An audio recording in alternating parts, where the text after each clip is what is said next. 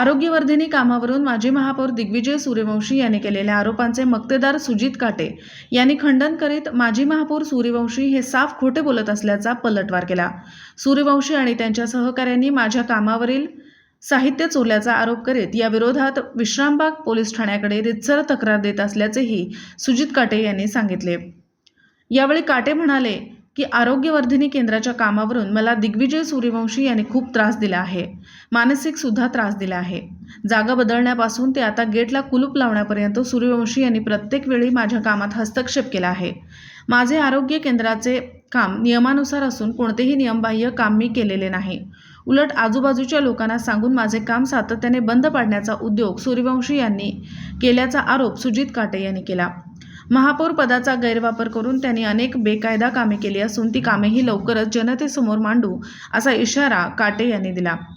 माझ्या कामाची तपासणी मनपाच्या अधिकाऱ्यांनी केली असून मी जेवढे काम केले आहे त्याचेच बिल मी घेतले असल्याचा खुलासा काटे यांनी करत 2 दिवसात हे काम सुरू करीत आहे असेही त्यांनी स्पष्ट केले। काल माजी महापौर दिग्विजय सूर्यवंशी तथा महापालिका कॉन्ट्रॅक्टर यांनी माझ्यावर काम त्या ठिकाणी निकृष्ट दर्जाचं झालेलं आहे, 9 इंची बांधकामाऐवजी 6 इंची बांधकाम केलेलं आहे अशा प्रकारचे आरोप करून त्या ठिकाणी माझं काम बोगस आहे असा त्यांनी केविलवाणा प्रकार केलेला आहे।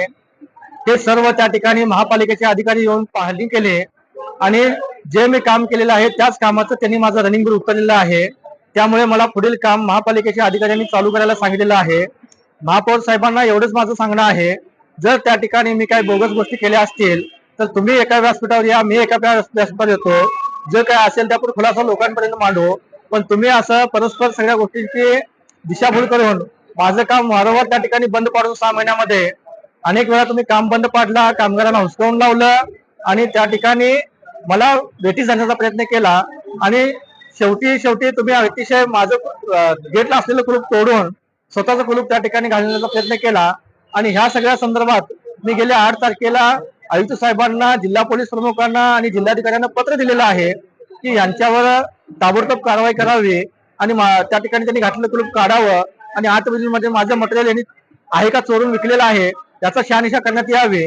त्याप्रमाणे काल त्या ठिकाणी साईडवर गेलो असता अधिकाऱ्यांसमवेत माझं 60% मटेरियल त्या ठिकाणी चोरीला गेलेलं मला दिसून आलेलं आहे आणि म्हणून काल मी दुपारी आणि संध्याकाळी 2 वेळा विश्रामबाग पोलीस स्टेशनला जाऊन आलो त्यांच्यावर गुन्हा दाखल करण्यासाठी। विश्रामबाग पोलीस स्टेशनचे अधिकारी गुन्हा दाखल करून माझ्याकडून घेऊच नाही, ते चालढकल करायला लागलेले आहेत। त्यामुळं मी माझ्या वकिलांमार्फत पोलीस स्टेशनला रीतसर गुन्हा नोंद करण्यासाठी प्रयत्न करणार आहे। याचबरोबर महापौर साहेबांनी त्यांच्या वार्डामध्ये जी काही कामं या ठिकाणी महापौर काळामध्ये केलेली आहेत त्या सर्व कामांचा उहापोह मी केल्याशिवाय थांबणार नाही। त्यांच्या वार्डामध्ये ड्रेनेजचं काम आमचा एक मक्तेदार करत होता, त्या 42 लाख रुपयाच्या ड्रेनेजच्या कामाची फाईल यांनी 5 लाख रुपये मक्तेदारांना दिल्यामध्ये त्यांनी गायब केलेले आहे।